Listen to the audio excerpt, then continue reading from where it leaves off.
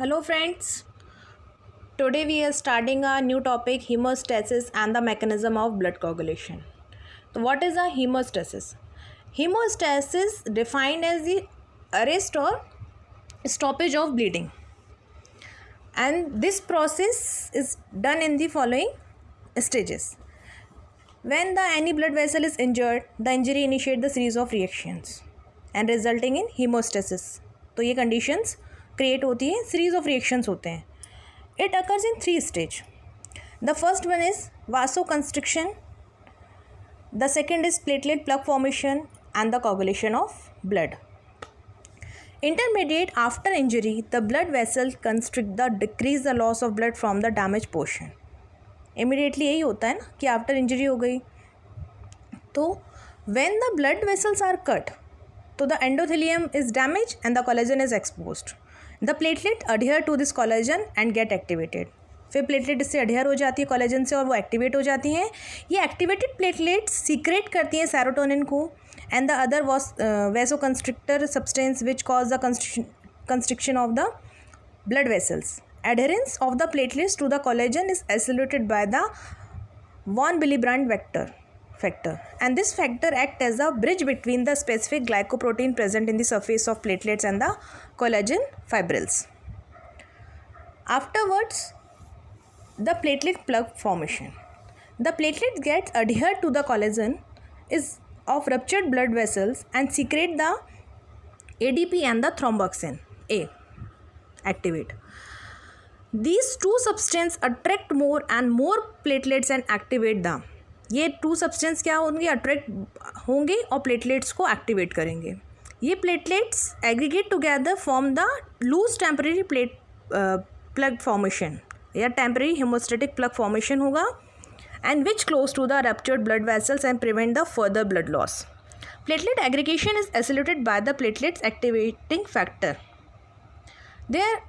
During this process, the fibrinogen is converted into the fibrin, and the fibrin threads get attached to the loose platelet plug, and which plug the ruptured part of the blood vessels and prevent further blood loss completely. Fibrin threads जब attach हो जाएंगे loose platelet plug से, जो ruptured part of the blood vessel का वो prevent करेगा completely blood loss, completely उसको stop करेगा. And the mechanism of blood coagulation is explained here.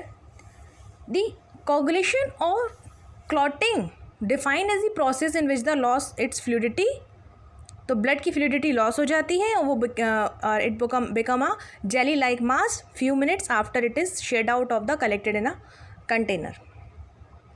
And here we discuss the various factors involved in the blood clotting. Coagulation of the blood occur through a series of reactions due to the activation of the group of substances necessary for clotting, and these are called the clotting factor. There are 13 clotting factors are identified. The factor 1 is fibrinogen, factor 2 is the prothrombin, factor 3 thromboplastin or tissue factor, factor 4 is calcium, factor 5 is labile factor, factor 6 is presence has not been approved now, 7 is stable factor, factor 8 is anti-hemophilic factor or anti-hemophilic globulin.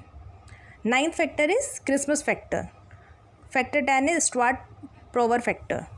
Factor 11 is plasma thromboplastin antecedent.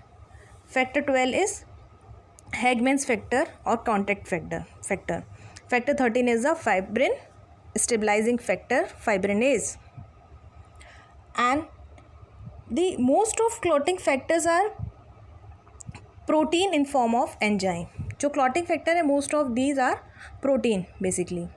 Normally all the factors present in form of the inactivate proenzymes और सारे factors inactivate form में हैं. And these proenzymes must be activated in the enzyme to enforce the clot formation. और जब इनको enforce किया जाता है तब ये जाके clot formation करते हैं activated होकर. Carried out by the series of enzymes conversion reactions. First one of the series of converted into the activate enzyme that activates the second one. पहले फर्स्ट वन वाला कन्वर्ट हुआ, इसकी series चलेगी तो activate enzyme होंगे, तो activate first वाले ने एक्टिवेट किया सेकेंड वन को, then activate the third one and this continue till the final active enzyme thrombin is form. कब तक चलेगा? जब तक वो final activate enzyme thrombin form नहीं होगा. Now the blood clotting occurs in 3 stages.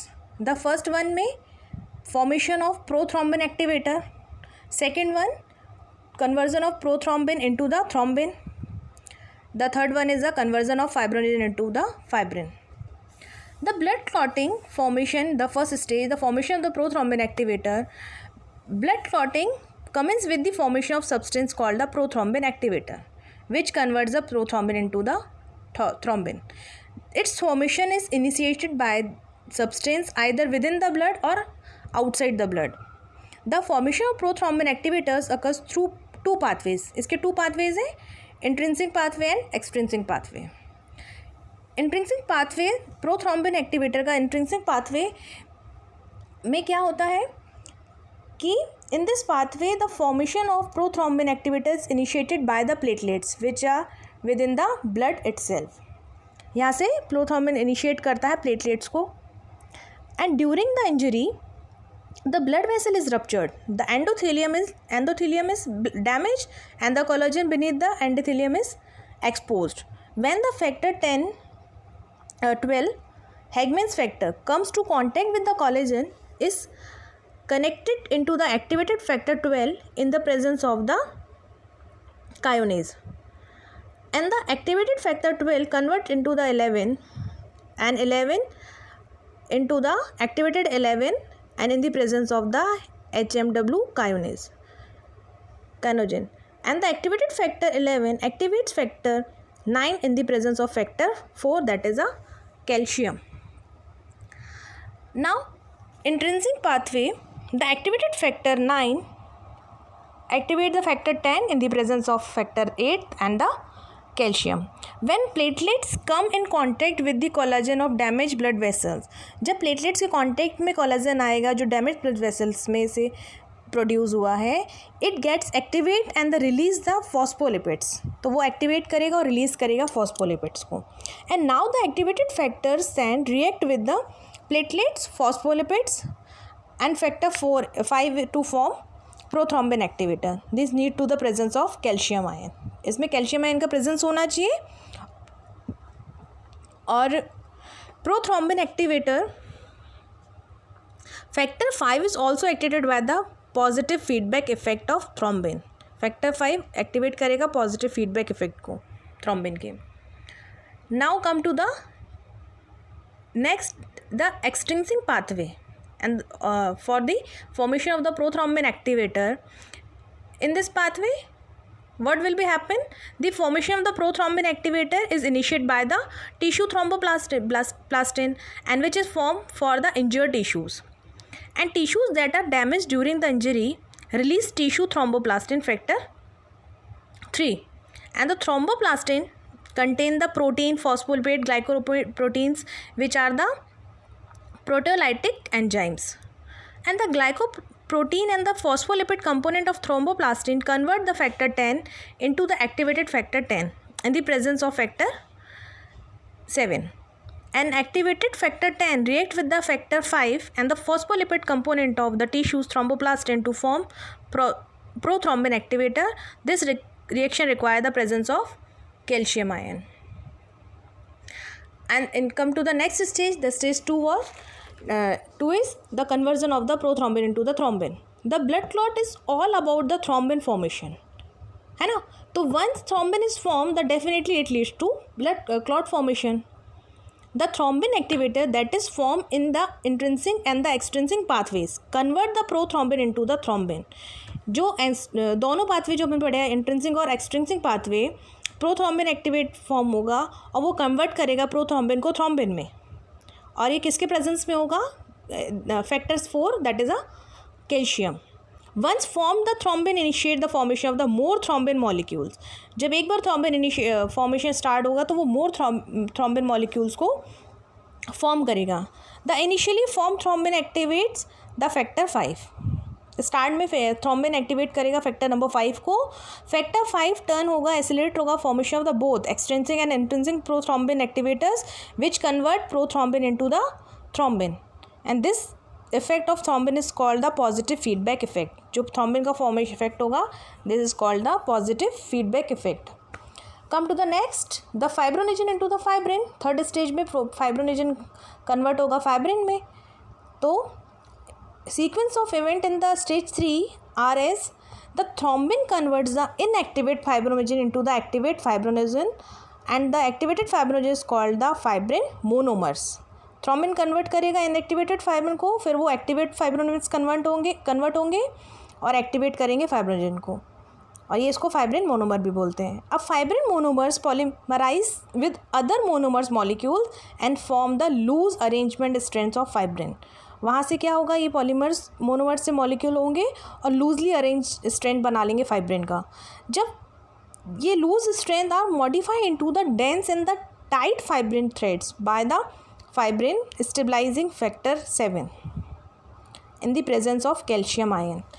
अब कैल्शियम आयन के प्रेजेंस में ये जो लूज स्ट्रेंथ बन गया वो मॉडिफाई होके क्या होगा, डेंस बनेगा और टाइट फाइब्रिन थ्रेड्स बन जाएंगे बाय द फाइब्रिन, और इसमें हेल्प करेगा stabilising factor, that is factor number 8. And all the tight fibrin threads are aggregated to form the meshwork of stable clot. ये ऑल टाइट फैब्रिक्स क्या करेंगे, aggregate होंगे और एक मैशवर्क बना लेंगे स्टेबल क्लॉट का. And here we can see that the pathway of intrinsic and extrinsic pathway. Intrinsic pathway में स्टेज 1 में स्टार्ट करते हैं तो वहाँ पे एंडोथेलियल डैमेज होगा और कोलेजन का एक्सपोजर होगा, already I told you.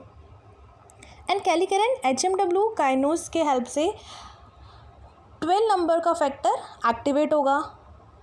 Then HMW kininogen से 11 के एक्टिवेटर को फैक्टर 11 एक्टिवेट होगा.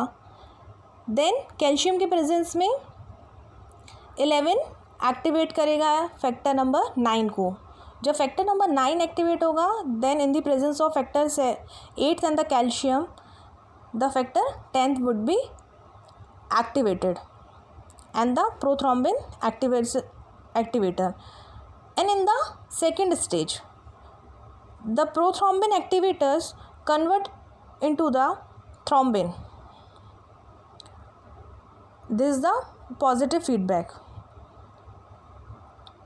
And in extrinsic pathway, the tissue trauma or the tissue thromboplastin, the combination of the glycoproteins or the phospholipids in the presence of factor 7 convert factor 10 to activate the factor 10, and the presence of the calcium, that is a factor 5 to prothrombin activator.